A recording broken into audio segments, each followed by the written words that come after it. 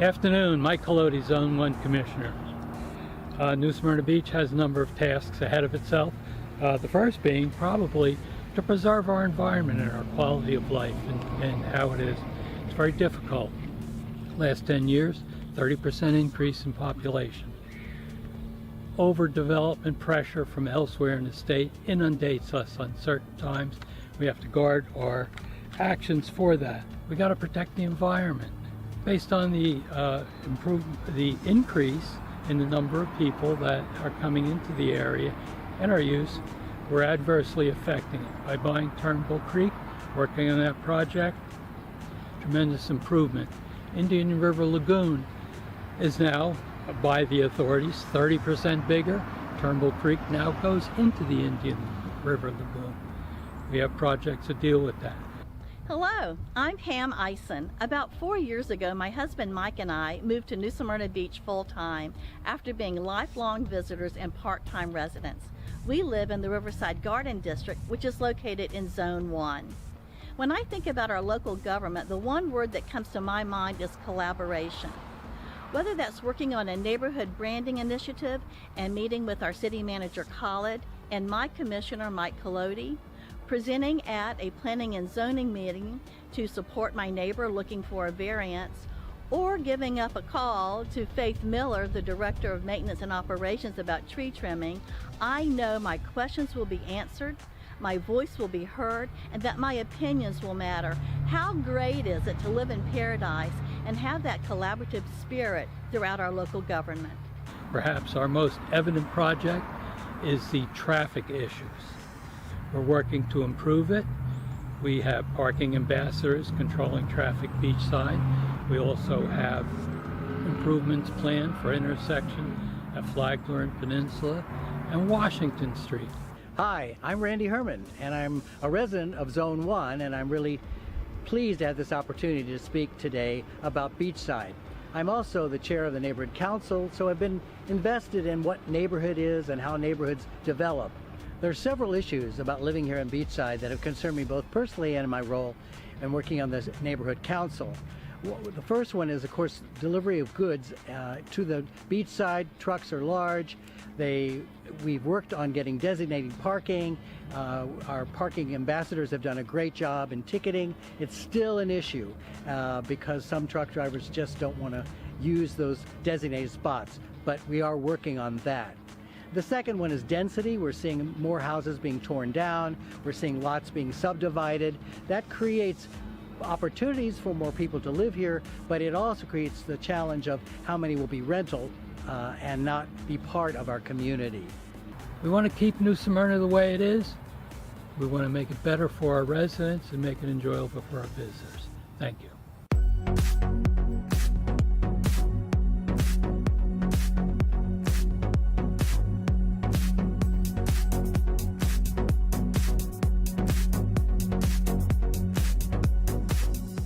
Good afternoon to my fellow New Smyrnans.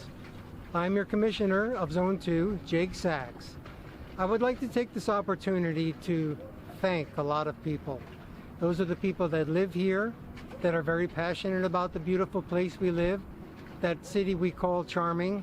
It would not be charming without the activities, the love for the city, and the work that the people do in cleaning up and getting involved and coming out and engaging with their representatives, and especially to the employees that keep this city a great place. If it were not for the employees and their hard work, they would not make your commission and your mayor look good, and I know they do. But I wanted to just show you this beautiful background. This is what it's all about.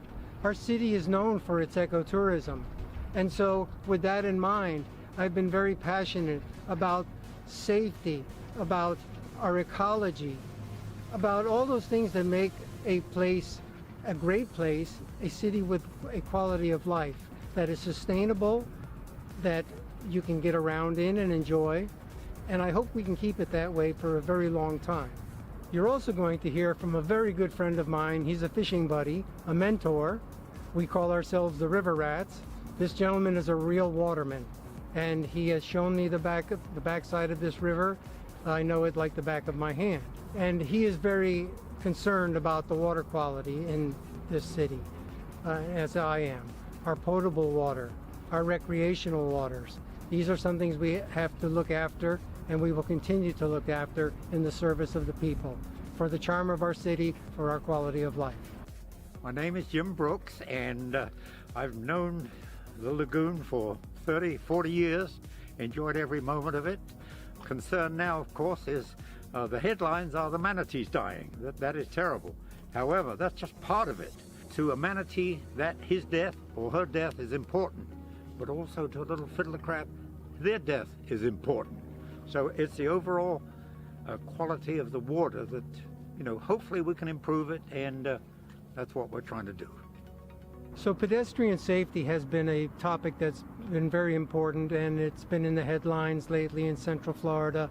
There are many pedestrians that are getting hit by cars. So in the interest of public safety, I've been very motivated to enhance our crosswalks so that we can live in a safer city and have multimodality, which is bicycles, pedestrians, and automobiles. And of course, Martha Skinner. Martha has been very active over in the Seawoods neighborhood. They found it very difficult to get over to the ocean, which they enjoy very much. I have been very concerned about pedestrian safety. So any place we need one, we're going to try and put in signalized crosswalks. Martha worked diligently for 7 years to get those crosswalks. With the county's help and the city's help, she was able to do that. We're very proud of both of them, and I thank them very much.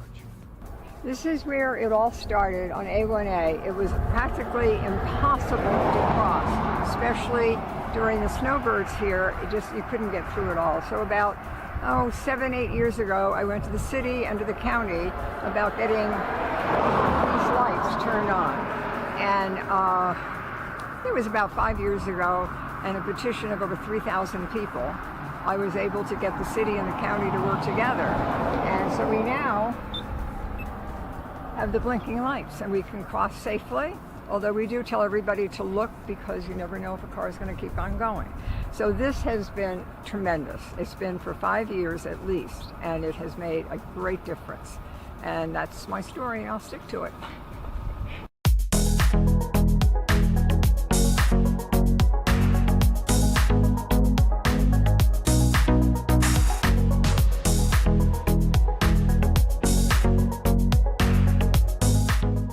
Hi, welcome to the State of the City address tonight. I want to thank you all for coming out. It is your participation and your interest in this community that helps us enact and make policy and the kind of policy changes that you would like to see in this community. Many of those have centered around growth and development issues. We have been able to achieve more in the past few years than we historically have in terms of wetland protection, tree protection, and overall better development. The quality of life and level of service that we're able to provide you depends deeply on your participation, helping guide us in the direction you want this city to go. Gentry Baumline Robinson, Gulfstream Glass. We started our business here in New Smyrna Beach a little over 10 years ago, and at that time our customer base spanned nearly all of East Volusia County. And fast forward to now, and probably 90% of our business comes from the city of New Smyrna Beach, which really, I think, speaks volumes to the health of our local economy. We built the showroom where I'm standing today here in downtown in 2016, several blocks off Canal Street, and since that time, there's so many other small businesses that have sprung up in this immediate area, from retail stores to wine bars, the list goes on. We know that New Smyrna Beach is no longer a hidden gem as it's been marketed for many years, and I think that's a good thing because tourism is now thriving here nearly year-round. That affects not only condos, vacation rentals, restaurants, and retail directly, but it also affects several industries indirectly, and construction is one of them, so we're very thankful. And we love to see visitors around town. It helps to fuel our economy. As a parent and raising a family here in New Smyrna Beach, we think the quality of life here is fantastic. Some of our favorite places, Smyrna Dunes Park, the New Smyrna Beach Sports Complex, which I know, thanks to the city, has new artificial turf on the football fields that also doubles as a soccer field. And we live not far from there, so nearly every weekend, I would say, pretty much year-round. There's a baseball tournament in town, which I think is terrific. And we have places like the Brannon Center along the river. We're one of the only cities, I think, that can really be proud of 2 walkable downtowns with the Canal Street and Flagler districts. And I could probably talk for days, but family, friends, colleagues, they think that it's so special that we get to live here. And I've been a resident for over 35 years, and I couldn't imagine living anywhere else. One of the key ways that you can help achieve the best quality of life and level of service in this community in shaping our policy is by serving on one of the many boards and committees that we have. This not only helps us, but it helps staff, and it gives you direct access to staff and communicating your desires for the community, your thoughts, and where the future of this community is going to go. I'm Clay with Davis Brothers Cooling and Heating. I tell you, I'm excited to see about this US 1 corridor, the CRA they've developed. I was really excited what they've done with the Canal Street. I mean, it's revived, it's vibrant. I mean, there's a lot of people down there, so I'm hoping we can do the same thing for US 1. Also, too, I'd like to thank the City Commission and staff for what they've done on the moratorium for the pole signs. I think it's going to help business owners out by moving that down the road so they have time to depreciate their signs and get everything out of their investment. So I appreciate the city, what they've done, and thank you. In closing, it is you that has allowed us to accomplish many of our goals in water quality and land preservation. I want to thank you all for coming out tonight, and remember, it is you who facilitates the change. I look forward to your thoughts and inputs going forward. Thank you.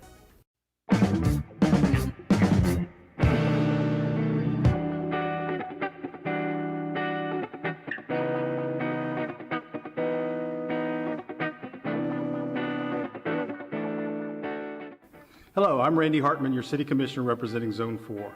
Where these last 18 months have been challenging for all of us, with the help of our tremendous staff that we have on board, we've been able to accomplish some things I'd like to share with you.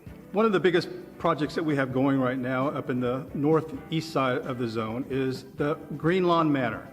This is going to be a brand new housing project that will have 80 units for our senior housing in New Smyrna Beach. This will be the first senior housing project in New Smyrna Beach in 70 years. And we're excited to partner with the City of New Smyrna Beach on this program. But we want to thank the City of New Smyrna Beach for all of their help and support in this project, and look forward to doing more projects in the future. We have several projects in Pettis Park that we're currently working on and have worked on in the past. We've completely redone the playground area for the children that's involved there. We've completely redone the basketball court, and we've now installed, I believe, the first ever horseshoe pit in New Smyrna Beach. This was at the request of a couple of our residents, so get your horseshoes out and come on out and play around the horseshoes with our local neighbors. Some of the other things going on around the Pettis Park area is we're currently in the process of redoing a Dust Street renovation. This project will be a safety enhancement, both with lighting, sidewalks, roadways, drainage, etc. It's also improved with a new parking lot, paved parking lot that's right across from the Mary Harold Historic Museum. A little bit further south of that, on the east side of the Bay James Center, last year we completed our splash park. That was enjoyed this summer by hundreds of kids in the neighborhood. It's truly been an asset to our community. With this summer, we're in the process of installing a shade cloth that's going to cover some of the seating areas and some of the benches so that while the kids are enjoying the splash park, our adults will be able to also enjoy the area because they'll have some shaded coverage. I am so excited about the work progress that's taking place in the historic West Side. I was in the Navy for 23 years. I was born and raised here in New Smyrna Beach. I moved back home to come and to be in a place where I could raise my children and be involved in a community where we uplifted the youth. And back when I was growing up as a kid, there was not enough to do. There were not any projects. There were not so many programs that you can get involved with, but I'm so excited to see that we're now looking towards not only improving infrastructure, but also putting educational opportunities, job opportunities, things that would allow our children to do something similar to what I did, and that was to take pride and be excited about their community so that although they may go away, they will come back and be a vital part of what's going on here in the beautiful city of New Smyrna Beach.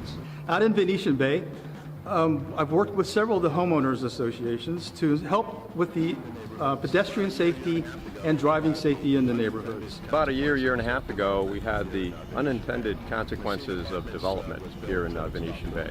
Messina Apartments was built, and it's about 400 units. And then as the units started to fill up, we started to have parking issues on Casello Drive. First, the cars would park on the south side of the street, then they would park on the north side. Well, the street's only 29 feet wide. I contacted Commissioner Randy Hartman of the City Commission, and he was very, very proactive in our issue and guiding it through the city process. And as you can see here, all the no parking signs have been put up, and it resolved the issue instantly. And Randy was very proactive with follow-up as well to see how things were going. He also went through the appropriate channels to make sure parking enforcement was up here to ensure compliance. So again, thank you to our wonderful staff for all that they've done these past 18 months. And I thank you, the citizens of New Smyrna Beach, for what you've done and for your patience, because you truly are what makes New Smyrna. Ladies and gentlemen, please give a warm Brannon Center welcome to the Mayor of New Smyrna Beach, Russ Owen.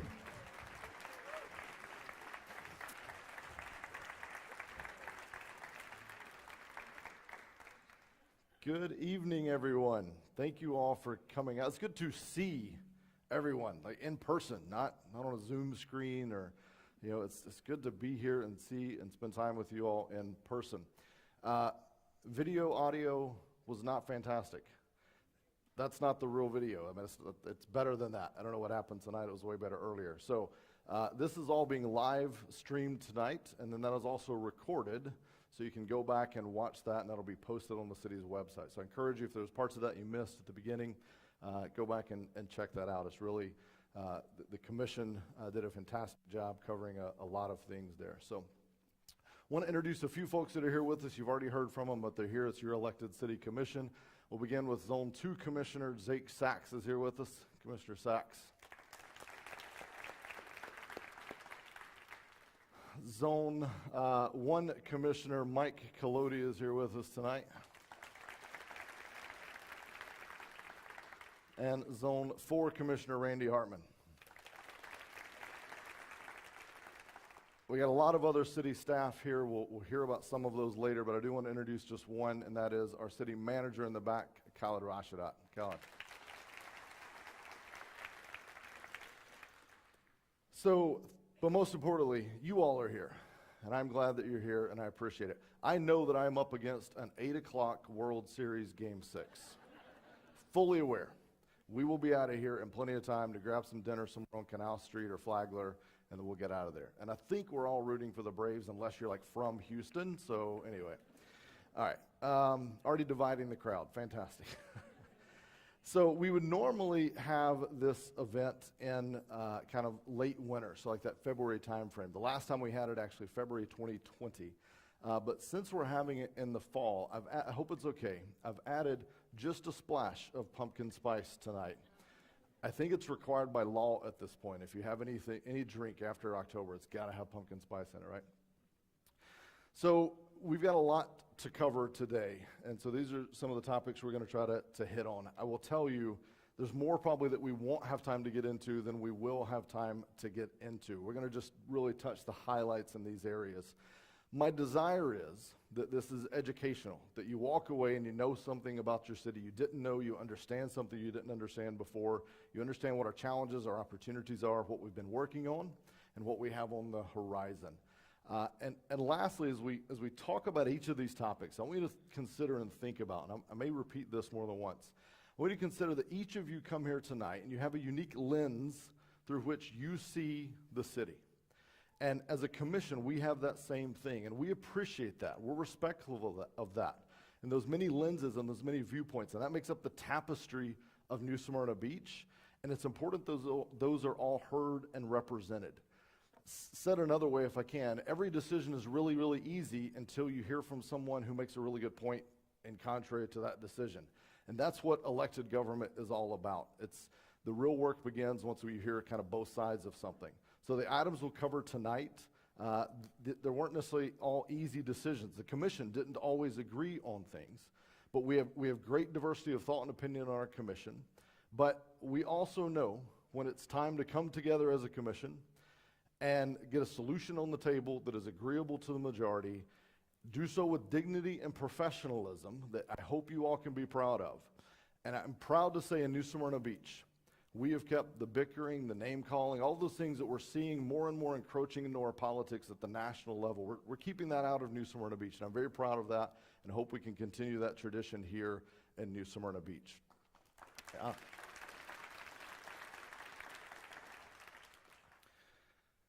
As we lead off on COVID, I want to emphasize to you that your commission was hard at work, not only dealing with the time and the energy needed to manage all things related to COVID, but the business of the city continued as well. There were still items and operations and functions that needed to go on over the past 20 months. These are figures from January 2020 through October. And this is just to give you an idea, a sense of the time invested. And this is just the formal meeting time. This is just the time when we are all sitting together in City Hall. It doesn't capture the thousands of emails when we heard from each of you. It doesn't capture the community meetings, the grocery store conversations, and the time spent getting up to speed on all these various issues. So a special thanks again to the commission and the families of the commission. When we think about COVID, you know, I don't know anyone that hasn't faced some type of loss during the pandemic. For some, it was, of course, the devastating loss of a loved one. For others, it may have been the loss of a business or a job or financial stability. But for, I think, everyone, it was the loss of a sense of security. Our way of life was constantly kind of under attack, and we were having to adjust very rapidly. I can tell you on a personal note, the most difficult thing I've ever kind of been a part of and tried to lead and manage, through. I'm proud of the commission. We were focused on New Smyrna Beach, not the national narrative. We debated things extensively. We listened to input from residents and from experts. And ultimately, we took the actions that we felt at the time were right for the community. I can tell you, there were many times I didn't really feel at peace with the decisions. I walked away going, I hope that was right. I don't know did we go too far? Did we not go far enough? There was no playbook for managing a global pandemic. We truly were trying to do the best we can. And I will tell you this, and I believe I speak for the commission, and probably each of you in some small or large way, that if we knew then what we know now, if we knew the timeline, if we knew all of the facts that we have now, likely we would do some things different.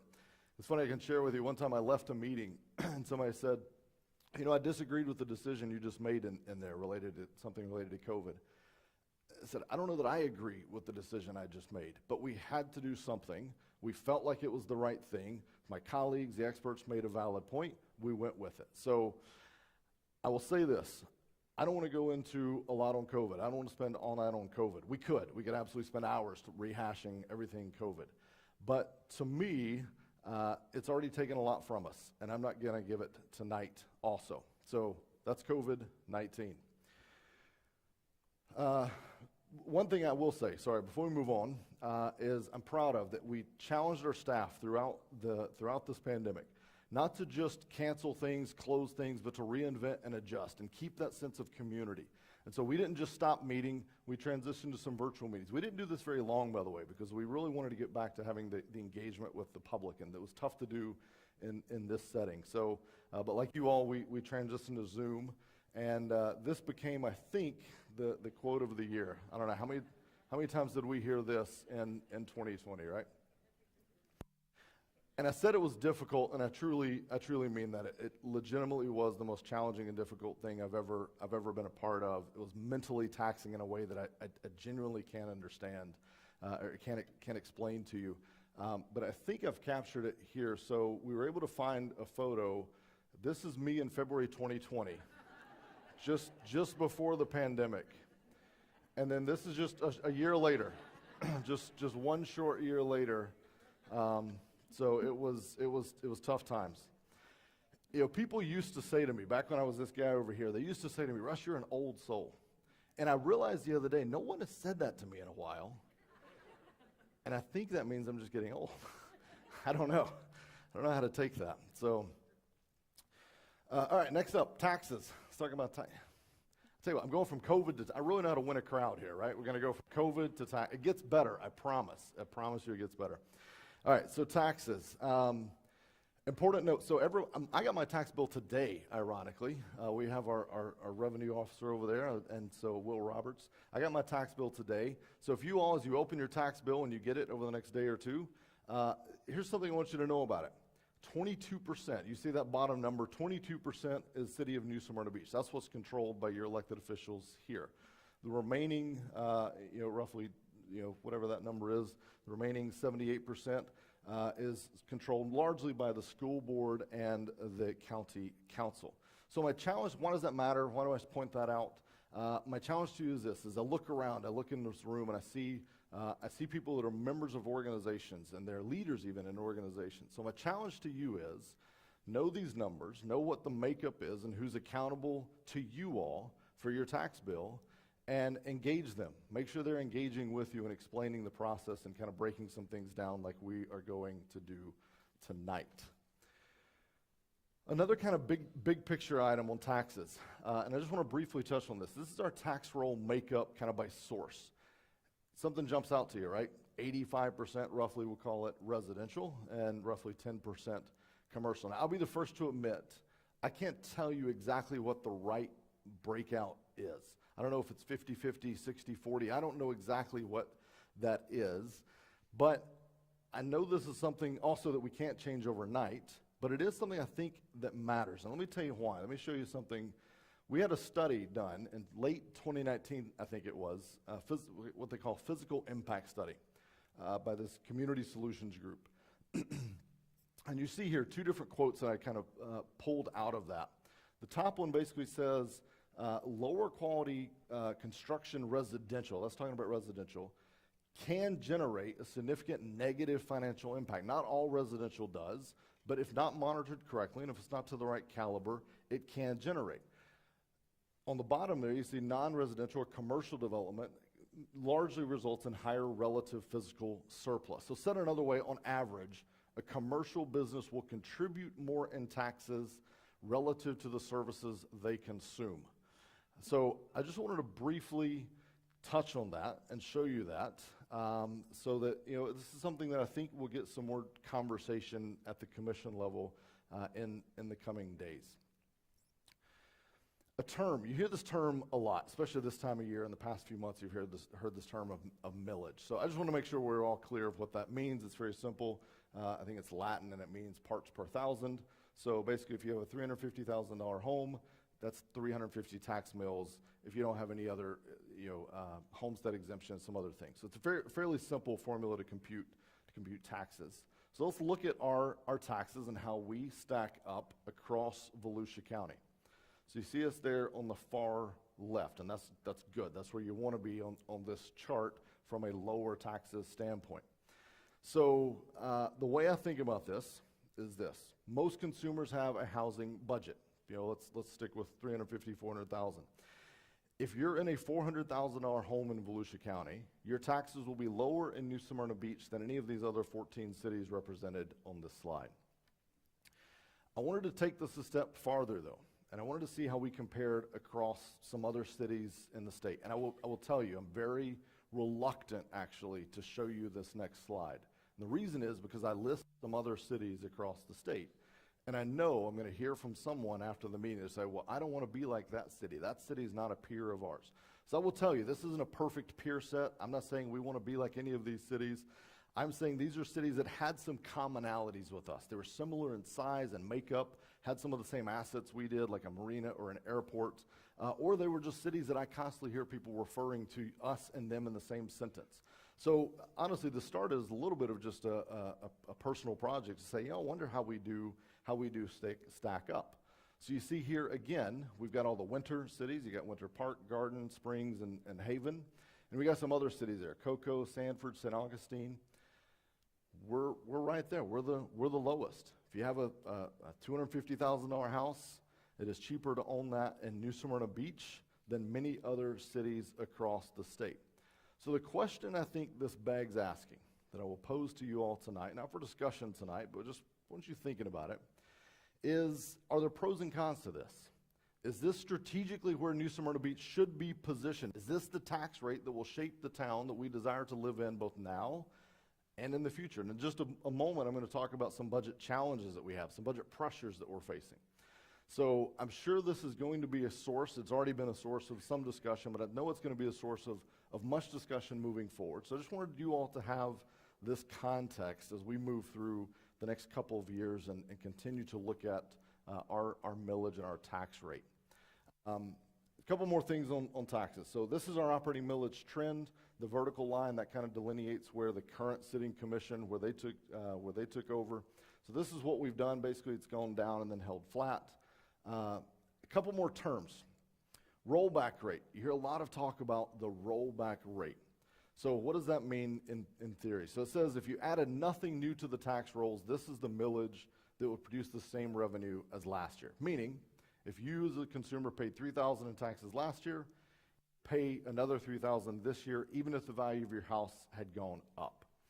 So by law, we as a government have to call anything that we collect in excess of, and in my example, that $3,000, we have to call that a tax increase. So it's the revenue collected in excess of previous years, excluding new construction and annexations.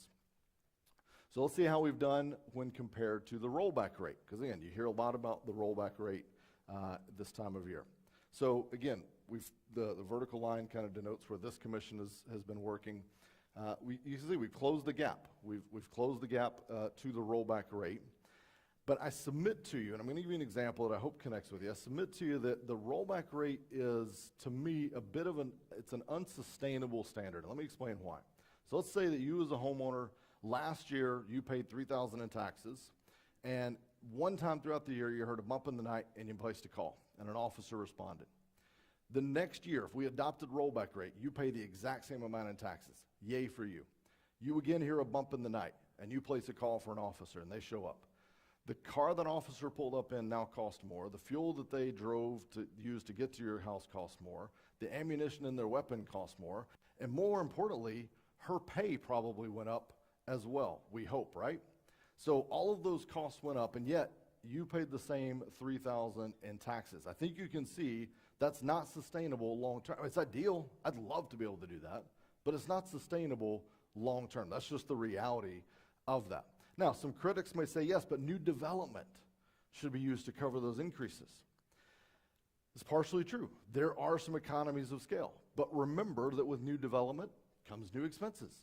We need an additional officer to cover the new neighborhood, to cover the new area or the new street. So we have additional expenses, additional officers, additional roads, equipment, etc. So I want to be very clear here. I'm not advocating for unbridled, unmitigated bloating of government, raising taxes, etc. We have, as you saw on that earlier slide, we have about 15 meetings a year, probably more than any other local government that I know of. 15 meetings a year focusing on deep dives into our budget. We look in every nook and cranny and corner of our budget. We have a few budget hawks on our commission. But we are committed to trying to maintain a balance and keeping the taxes as low as possible, but also maintaining the level of service and the quality of life that attracted you all here and that attracted you to live in New Smyrna Beach. And that leads us to budget pressures. A couple of things I want to share with you. Number one, race to $15 an hour and more. What does this mean? Well, the electorate of Florida voted for a new minimum wage, $15 an hour. Many municipalities that we compete with when we go to hire workers in the workplace, many municipalities are already at $15 an hour. Daytona Beach, South Daytona, DeLand, and Deltona, I believe, are all already at $15 an hour. And by the way, if we get everyone to 15, the supervisor that was managing a team, and they made $15 an hour, and they managed a team of folks making 10, if everyone on their team now makes 15, the supervisor is not going to work for 15 anymore. That's just how that works. So there's wage compression. So we're going to have to work this all the way kind of up the system and through the system. We have general inflation. I touched on that in my one little example with the officer. And by the way, we're a large, complex business in many, many ways.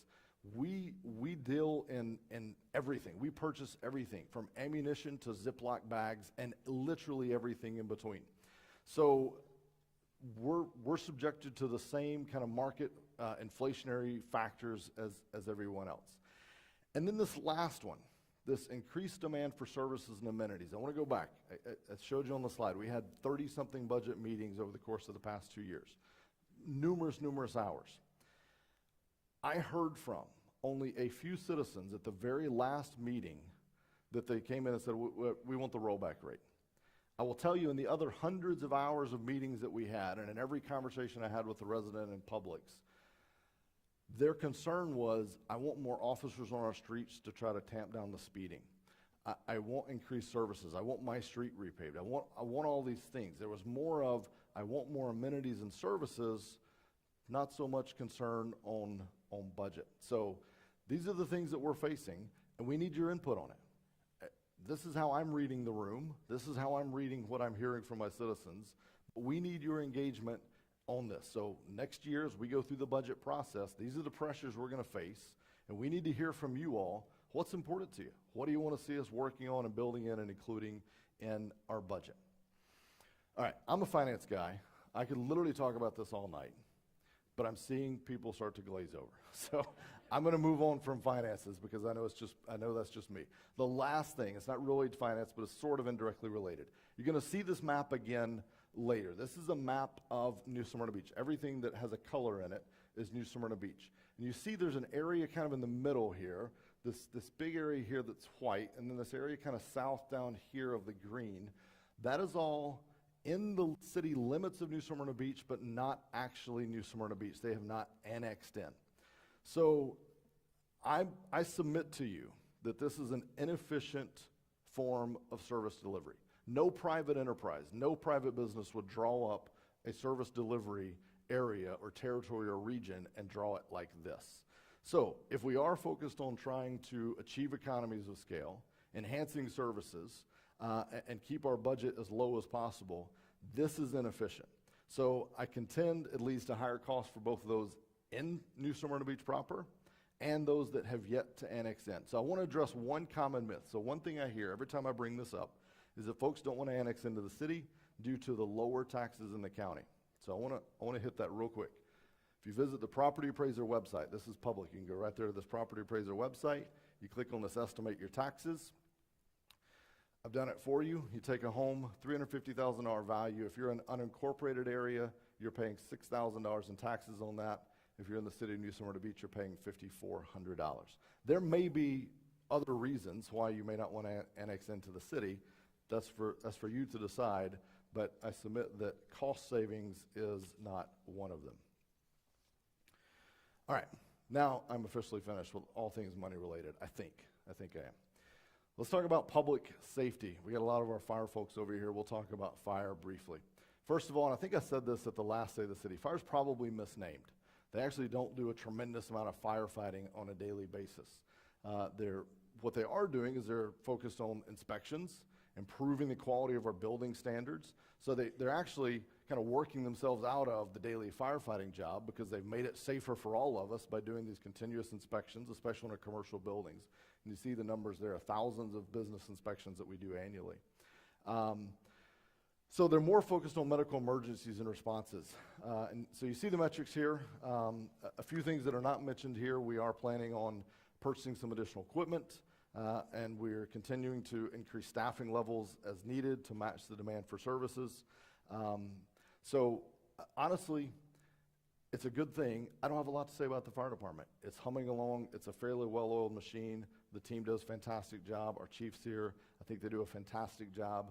We've got opportunities. We're leveraging those. We've got things that we're focused on. I think the team does a good job. One thing you'll hear throughout the night,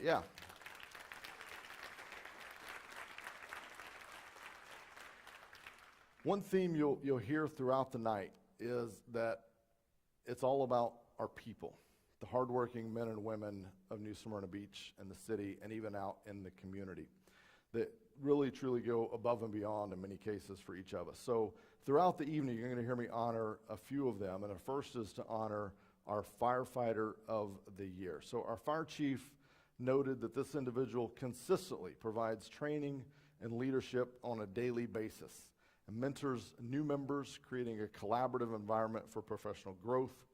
He assists with recruiting and ensures that the best candidates are given the opportunity to shine, which makes the chief's job of hiring that much easier. So please join me, if you would, in congratulating Lieutenant Cody Curran as our firefighter of the year. Cody, come on up. Come over here.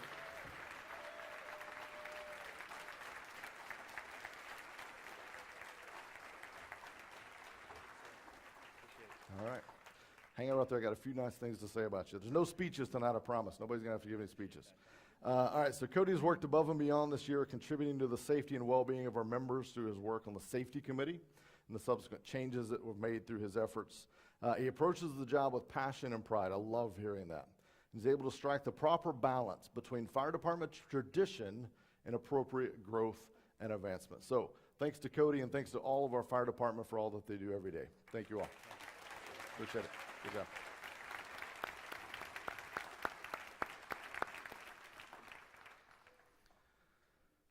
All right, sticking with public safety, moving on to police. So the first thing, and he wasn't brave enough to stick around for this because I told him I was gonna bust on him a little bit. So this guy right here this is Lieutenant Chris Kirk. He's our public information officer. He's a diehard UCF fan, as you see him in the hat there. I don't know if he believes in Santa, but he believes that UCF won a national title in 2017. So I personally question his professional judgment there, Chief. Okay. So 2020, 2021, difficult year across the country for police and community relations. Outrage began in Minnesota and swept across the nation, putting a spotlight on policing tactics. And I immediately, the minute those things started unfolding, I had numerous conversations with our police chief and our city manager. And I was very pleased to learn that the conversations you were hearing in other communities and the types of policies they were talking about reactively adopting, we had already proactively had in place in New Smyrna for quite some time. And I've got some of those listed here. De-escalation training, crisis intervention, autism awareness, body-worn camera requirements. I believe, I don't know if we're still the only, but we were the first municipality, including the Sheriff's Department in Volusia County, to have this requirement. And this is all the way up and down. Chief standing in the back of the room wearing a body cam. This is command center all the way down. Every officer wears a body cam on our force. And these policies and procedures, they're all publicly available written. And by the way, they're not static. We're adopting and evaluating these on a routine basis and making sure we're staying abreast. And the last thing I want to say, I didn't put it up here, but the last thing I was really pleased to hear is that we have policies in place where if you have an officer that is handling a situation inappropriately, even if they're from another agency, our officers are trained and authorized to intervene in that case. They are able to go, hey, that's not how we're gonna do it. So very proud of that. I want to point out here, you see the 49 officers, 59 budgeted. We've actually been adding officers. So we actually have more now than we've had in quite some time, but we're continuing to expand the force. These are some new positions that we haven't had, so don't be alarmed by these vacancies. There's positions we've authorized and we're gonna be looking to fill this year. A couple of data points for police. This is our calls for service. You can see we've been hovering about that 60,000 mark, and this lags a little bit, so it'll be interesting to see where that is. But even more interesting is looking at this on a per officer basis. We're there on the far right, about 1,600 calls. You see some other comparable cities. This is a data point we kind of keep our eye on. And again, I don't know exactly what the right number is, but what I do know is that our force is working extremely hard, and they're rising to current challenges and working a tremendous amount. So I believe it's the desire of the chief and the will of this commission that we are, and you see all those budgeted positions. We're investing and supporting our police and continuing to add officers to meet the service volumes. We have a couple of acknowledgments in the police department as well tonight. Unfortunately, both of them were not able to join. One's in training and one's dealing with a personal issue. So we're gonna go through these rapidly. So first we have Police Officer of the Year, Sergeant Jason Reeve. He's away on training, as I said. Very proud though, not only is he finishing up an associate degree at Daytona State, but he's completing a 480-hour course through the Southern Police Institute that's designed to develop informed, effective, and I like this, ethically and technically competent law enforcement managers. So congratulations to Sergeant Jason Reeve.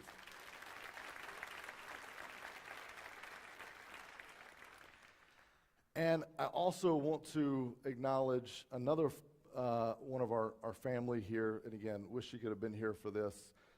Right there in the center, you see Donna Belinsky. Last year, Donna was diagnosed with breast cancer, and she began an intense treatment regime and leaning on the support of her family and her extended family here at the city. Throughout the treatment, those in the department and the chief said this, she never lost her positive attitude and that ever-present smile that she had. So tonight, I'm proud to report to you all that she's not a victim of cancer, she is a survivor of cancer.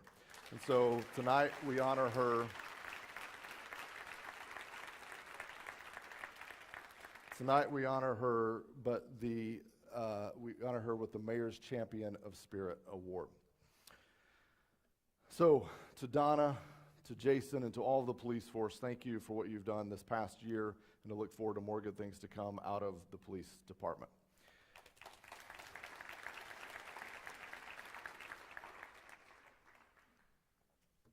All right, let's talk about operations. So first of all, what do we mean by operations? So it's basically everything that isn't public safety.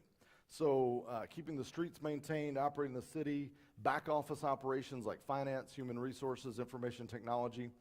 I will tell you, probably not going to spend a lot of time on those things, kind of the back office. Good stuff happens there, union negotiations, those kind of things, finance software implementations. But we're going to focus today on sort of the more visible things, the things you can kind of drive by and see. But we appreciate all of those back office functions. We talked about them a lot last time. So a few things I just wanted to highlight here. You heard it in the video earlier if you're able to hear. So put in a new artificial turf field at the sports complex. That was completed this past year. 3 benefits to this. Really, really important. Number one, safety of the players. Studies have shown, don't ask me to explain it, but the data said that less injuries occur on artificial turf. Number 2, environmental impact. So we don't have to water artificial turf and we don't have to fertilize artificial turf. Saves money, and all that stuff is good for the environment. And then lastly, and this is a big one, before we had to kind of really care for the grass. So if we had a Friday night football game, the whole stadium was offline for the whole week because of that one game.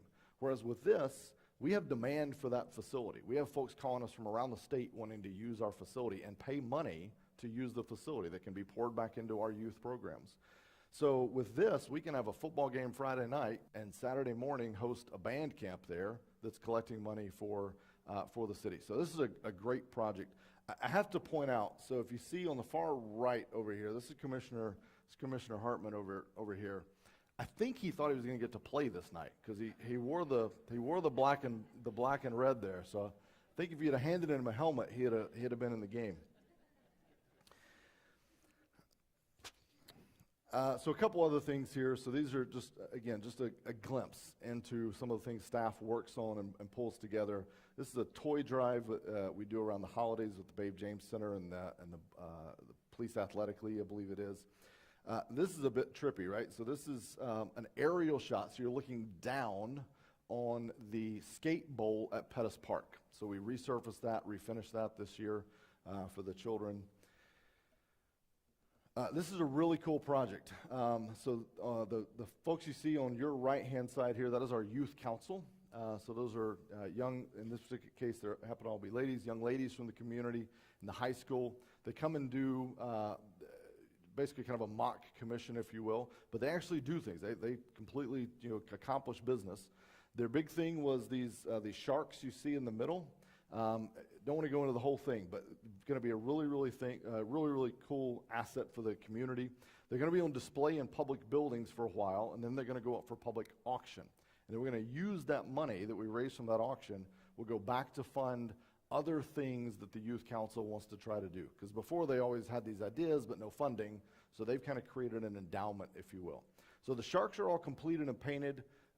We had some artistic and then functional issues we had to work through. So artistically, the sharks look absolutely amazing. Functionally, they have sharp teeth, and kids are going to crawl on them, and they're going to stick their hands in the mouth and get cut. So we're trying to resolve those functional issues before we put them out in the public. But they're all in a warehouse, and I'm super excited about that. This is the basketball courts at Pettis Park. We were able to really redo those, not just resurface, but redo those courts, reconfigure them, put up new basketball goals, and we've really been doing a good job taking care of those courts. This is ribbon cutting over at our new City Hall facility. It's a new old building, right? So this is, to me, sums up everything New Smyrna Beach is about. We were preserving an old a facility here that's been around since the late or early 1900s. You see in this picture, there are actually 4 mayors, I think. So we've got Vandergriff back here. He's the furthest back. He's 3, 4, 5 mayors back from me. And then next you have Mayor Mackay here, and then you have Mayor Hathaway, and then of course there I am. And I noticed as I was putting this together, I pointed that out because what I realized is we have slowly been raising the height requirement to be mayor in this town. And Jason couldn't join us tonight, but I was gonna give my condolences. I guess he won't get to be mayor. I think everyone's hoping Shaquille is finally we just get up and we get Shaquille, and then that's it. So, all right, these next 3 pictures, see if you see anything in common, right? So here's one picture of some guys in suits holding a giant check. Here's another picture of guys in suits holding a giant check, and yet another one, guys in suits holding a giant check. Why do I point that out? Is because this is the first time such pictures have been able to be taken in New Smyrna Beach in 30-something years. So this is state money. Senator Wright is there in the middle. So this is state money that they're supporting projects right here in New Smyrna Beach. You saw the old Fort Park, the Women's Center, and then that check is for Washington Street improvements. It's roughly $2.5 million of state money that's going to be help to offset some of the costs for those local projects. 3 things I want you to think about. Whenever you see giant checks from governments, all right, 3 things. Remember this. These and every other check you ever see. 1, it's still tax money, all right? It's still your tax money. It's still tax money. Secondly, though, it's not all New Smyrna's tax money. It's a little Jacksonville tax money. It's some Pensacola tax money, some Miami tax money. So I'm happy to use tax money that isn't coming out of our collective pockets. And lastly, though, and this is important, these are projects that are great for New Smyrna Beach. And these are things that we would have wanted to be doing whether or not we got this support. So the fact that we were able to get that support from the state, very thankful. And I appreciate the relationship that we've been able to form, that I've been able to form, the commission and our city leaders with our state representatives. And again, the first time in 30-something years that we remember that we've had this kind of support from the state. Senator Wright would have been here tonight. Yeah. Senator Wright would have been here tonight, but he was up in Tallahassee in a special session. Before we move on, I want to acknowledge one other city employee, and that is our Employee of the Year. This gentleman started with the city in May of 2016 in an entry-level position to learn the city's operations. Then he moved up to a management position in December 2019. I love to see that. Get in there, start an entry level, learn the ropes, and then move up to management. He remains calm and efficient during our busiest times and in stressful hurricane and storm prep and recovery efforts. So please join me in congratulating Royce Vaught as our Employee of the Year. Royce, come on up.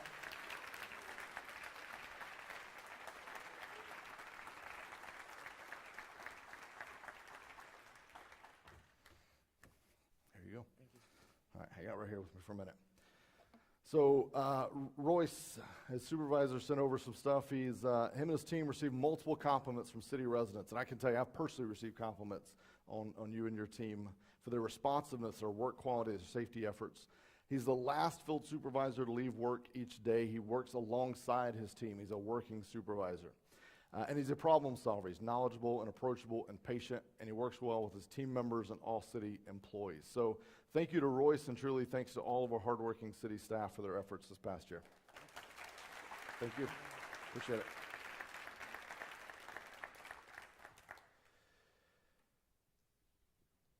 All right.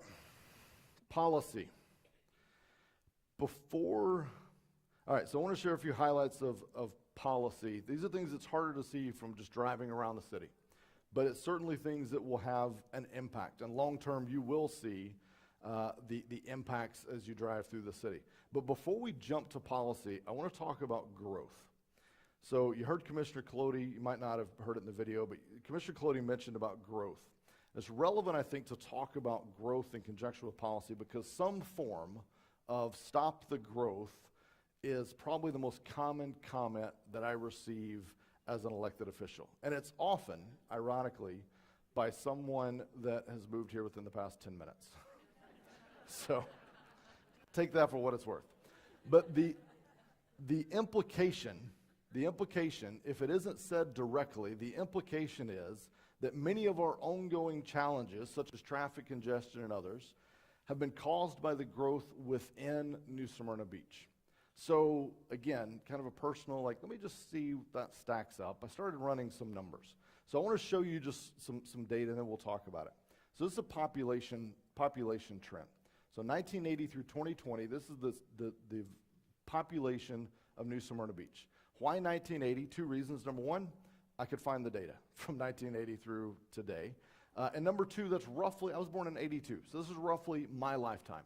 So my question was, what has this done? What has it changed in roughly my lifetime? And you can see here, let's just, among friends, let's call it that it's doubled. Okay, so the population has roughly doubled in 40 years. Let's zoom out and see how this compares to some other large cities in Volusia County. So this is DeLand, Port Orange, Edgewater, and Deltona. The two top lines that you see are Port Orange and Deltona.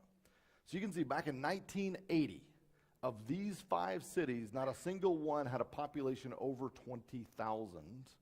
And today we have, just the city of Deltona has a population greater than the combination of New Smyrna, Edgewater, and probably DeLand. I didn't do the math. But so we've had this explosive growth, but I contend it really hasn't necessarily been within New Smyrna Beach. So we're going to come back to this slide in a minute, but I want to show you a couple other, some kind of broader context. So this is growth rate, and this is actually a compound average growth rate, or what's also called a geometric mean. So not to dive into that too much, but this is what has the rate of growth been if it had been constant? It hasn't been. It goes up and down, right? But let's just say it was constant. This is what the growth has actually looked like. This is the percent growth, so about 2% a year. Let's compare that, zoom out a little more. This is how that compares to Volusia County and the state of Florida.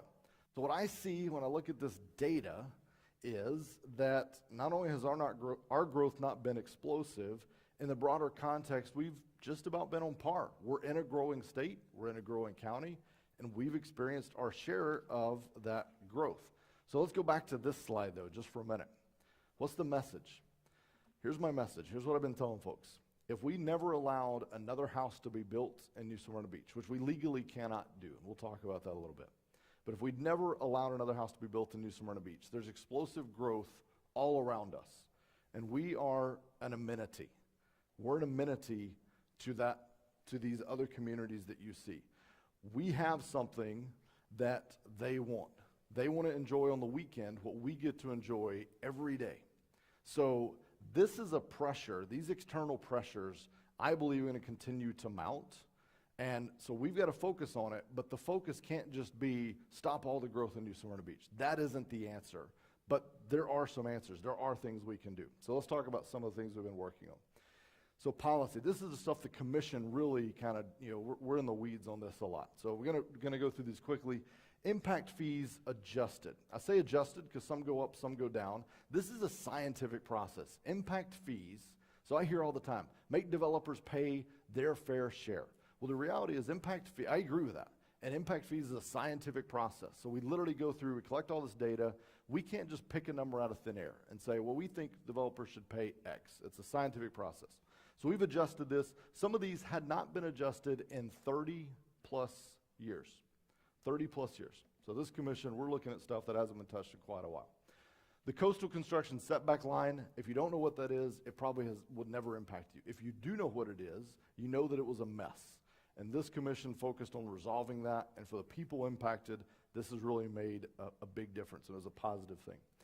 Floodplain adjustments, we raised the minimum finished floor elevation for new construction. We're raising the standard for new development. We've increased the water retention standards for new development, and that has led to this last point, the lowered FEMA community rating, and this is like your golf score, lower the better. So we're a 5, and that is the best city in the county. We have the best rating in the county. Why does that matter to you? It means your property insurance should be marginally lower than it would be in other cities. So these are all positive things. A few more things briefly on policy. So management of development, I told you, growth is what we hear probably the most. So this commission, a staff member said this, they said, this commission has really gotten control of new development. That's how they put it. They've gotten control of new development. The developers aren't running rampant over this commission or our staff. Now, property owners have vested rights. If you're in this room, you have property, you have vested rights for your property. They are exercising those rights in some cases. But we know what is going on, and we're making sure they do it to the standards of New Smyrna Beach. So we have construction site management standards, dust control, no one's burning anymore to clear acreage. So we're focusing on all of the right things when it comes to the management of development. But I want to stress, this is iterative. This bullet point will probably be on this slide for the next 20 mayors to come, all right? There's no, you get to the end of this. This is a continual process. So it's in a changing environment, and we have to continue to change with it. Last two, homelessness. We haven't solved homelessness. No one else has either. If you find a city that has solved it, give me a jingle, and we'll adopt whatever they have done. So we haven't solved it, but what we have done is we're focusing on making sure that our citizens' quality of life isn't negatively impacted, and hopefully being able and being in the right place to make services available so that if someone is homeless and they want to make a change, we're there in the right time to get them on that path. I will tell you the largest misconception is we spent hours talking about this topic and hearing from many experts. There's a huge misconception that homelessness is largely correlated with someone who's kind of down on their luck. What the experts will tell you is in the vast majority of cases, it's more correlated with mental health issues and battling of addictions. And those aren't things that a commission can just decree that we change. Those are things you have to be ready as a community and be in the right place so that when someone is ready to make a change in their life, we can help them. And in the meantime, we try to make sure we protect our quality of life of our residents. Last thing, Flagler Avenue, loading and unloading zones. This is something we're doing. We have to do this. We're not finished. We're going to continue to work on it. But this is how cities of our kind, cities that have our challenges, this is something they have to do. So, all right, a couple other issues. Is it going to get answered? You're good. I'm just giving you a hard time. All right. Couple other issues. These are things you're going to hear about, so I want to put them on the radar before you hear about them. So redistricting. This is coming up not only here, but by the way, all the way up. At the state level, you're going to hear a lot about redistricting. This is that map you saw earlier. In each of these zones, you see the 1, 2, 3, 4. That's the zone number. Below that is the population, the current 2020 population. By law, these have to be, by our charter, these have to be within about 5% of each other. So you can see zone 4 is kind of out of balance. We've had a lot of growth in zone 4. So here's what I want to tell you about this. We're going to be discussing it as a commission. Here's 3 things or so that will not change. Right now, everyone that's a City of New Smyrna Beach resident is represented by 1 commissioner and 1 mayor. That's not changing. Today, everyone, if you're a City of New Smyrna resident, you vote for every commissioner on the ballot and the mayor. That is also not changing. And lastly, every commissioner, when items come before us, every commissioner has the opportunity to vote on every issue, not just issues in their zone. So what will change, there's no denying, what will change is as we slide things around and shift things around, there will be people that were represented by Commissioner A and now they're represented by Commissioner B. That has to happen because we've got to get these things to where those numbers are all roughly the same, within 5% of each other. Why I wanted to point this out is because I predict the word of the next 6 months will be gerrymandering. You will hear it 40 billion times, okay? I wanted you to be aware of that. Gerrymandering is a whole other process where it matters who's voting for who. And in this case, we don't have that. You all get to vote, you're all represented by 1 person, and every commissioner votes on every item. So, just wanted to point out, this is coming. There'll be public workshops. You all can get involved. Traffic management. So, I don't know if you guys realize the secret is out. Everyone wants to visit here. I said it earlier. They want to enjoy for a weekend what we get to enjoy all the time. And that's the reality that we operate in and will continue to operate in. So I think governments are known for, they're kind of famous almost, for studying things but not necessarily acting on things. So what I want you to know tonight, the message I want to leave you with is, while I'm not building a gate or a moat, out by 95, which is what I hear often, that people suggest we should just put a wall out at 95. We can't do that. But we are taking actions, very real actions, to improve our traffic. We know it's not fixed. We as a commission sit at the same red lights you all do. So we know it's not fixed, and we're working on this. We're doing things you probably don't even know we're doing. So for instance, this past summer during busy holiday weekends, we used drones. The police officers use drones to monitor our corridors, to know what the traffic is doing, and redeploy officers to intersections that are bottlenecks and try to get things moving. So we're doing this as much as we can. There's no magic solution to the issue, though. This is going to take a multi-pronged approach and continual focus on things like intersection improvements like this one that we're working on, and many, many others. So a lot more to do on that. We'll cover it maybe in the next State of the City. And then lastly, staffing. This isn't unique to the city. It's the headline, right? Everyone is seeing it. Everyone's experiencing it. But I wanted you all to just be aware that the city's not magically insulated from this. We feel the same pressure. We're going to have some of the same challenges. So as we go into December, we have a strategic planning workshop. This is something I plan to bring up that we as a commission can talk about. What can we do to try to get ahead of this? Because again, you can elect the best commissioners in the world. We've got some darn good ones. And you can elect all the mayors in the world you want. But if you don't have the team, the people we just saw that are going to go in and do the actual work on a daily basis, none of the stuff that we talk about on the dais is going to matter. So this is going to be an issue. We're going to focus on it. We're going to work on it. We're going to get ahead of it. But just so you know, this is something, again, that's kind of on the radar. Before we go, I want to acknowledge, how are we doing? All right, you are going to make the game, I promise. Before we go, I want to acknowledge a few other people that we have here with us tonight. You've heard me say this many times. A community, a city, is just a collection of people. And the difference between an average, ordinary community and a great community is the involvement and the engagement of citizens that are willing to give back and go above and beyond and do that over and over when no one is looking and when no one maybe even knows they're doing it. They're just seeing a need and they're filling it. One of the most exciting things for me in this position, I didn't realize it when I took the job, but as I've gotten the chance, I get invited to all these little things. And I walk in and I know nothing about whatever's happening. And I meet people and I learn they've dedicated their life to some cause, and they've filled some void in our community that I didn't even know existed, and yet they've stepped up to fill that void.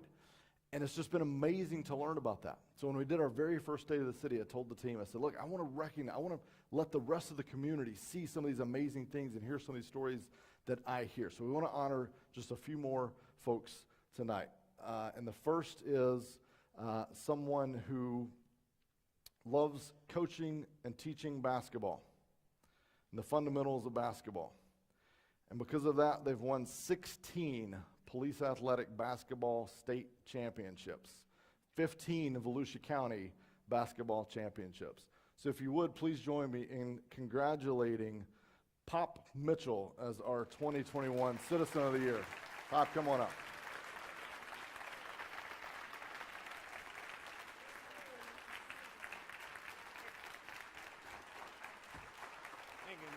How you doing? That's for you.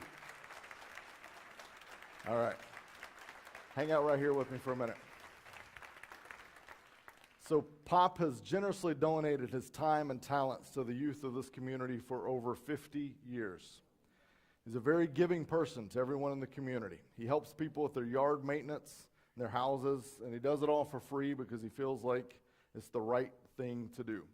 And through his coaching, many have advanced. They've gotten college scholarships. I think there's 15 or so people that have gone on and gotten college scholarships to play at the next level, and one became a leading scorer in their league. So certainly an amazing legacy that Pop Mitchell has in New Smyrna Beach. So we appreciate him, and thank you, Pop, for all you've done for our community. Appreciate it. Thanks.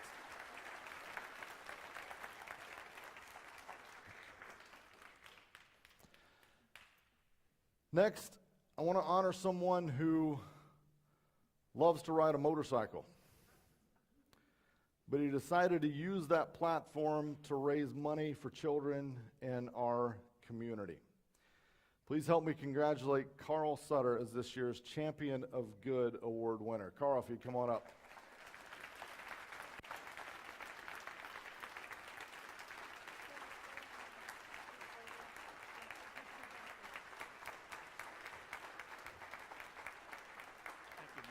How are you?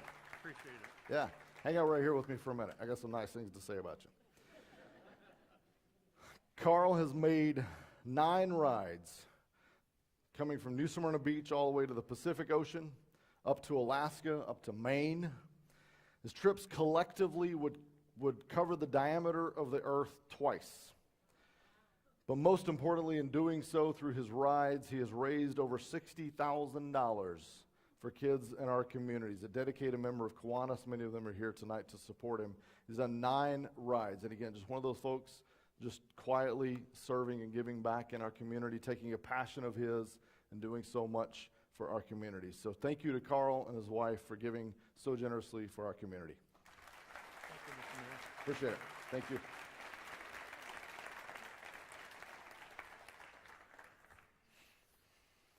If you're on the front row and I haven't called your name, you probably know something's up, right? All right. So this guy, last but certainly not least, has tirelessly supported his adopted community since 1992, when he purchased a quaint little French bakery some of you may have heard of. I will tell you, I've known him since I was a teenager, and only this week I learned his last name, because he's always just been Serge to me. So please join me in honoring Serge as our Community Partner of the Year.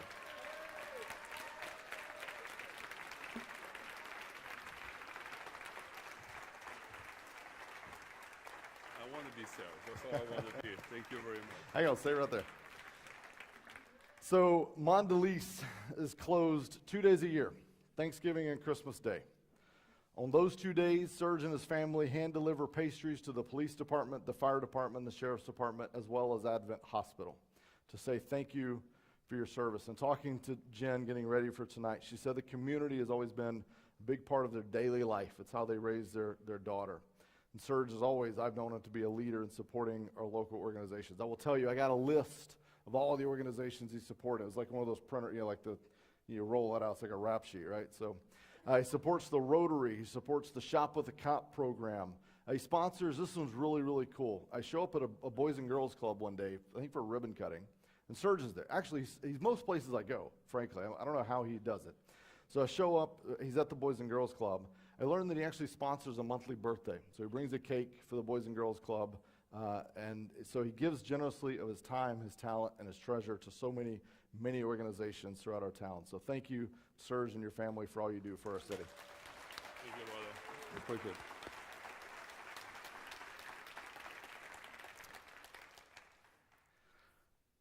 I will tell you tonight, as I said in the beginning, we really haven't even hit the highlights of the past 2 years. There's truly more that we haven't covered, haven't had time to get into than we've been able to cover. So if you want to learn more, if you have questions, if there's something I didn't touch on that you want to ask about, or there's something I did that you want more information, reach out to your elected officials, reach out to me, reach out to staff. We truly want public involvement and engagement. It actually makes our job easier to hear from you and know what the will of the people are. As I sat down and did this, I can tell you since we last gathered for this event in February 2019, we faced, hopefully, a once-in-a-generation challenge. And through the leadership of your city commission, the hard work of city staff, represented tonight by Cody, Jason, Royce, Donna, and many, many others. Because of great people in our community, represented tonight by Pops and Carl and Serge. And because of each of you and the difference that you all make in your community, New Smyrna Beach has risen to the challenges of the past 2 years. And as we conclude tonight, I'm proud to declare to you that the state of your city is strong and focused on the future. Thank you all. Have a great night.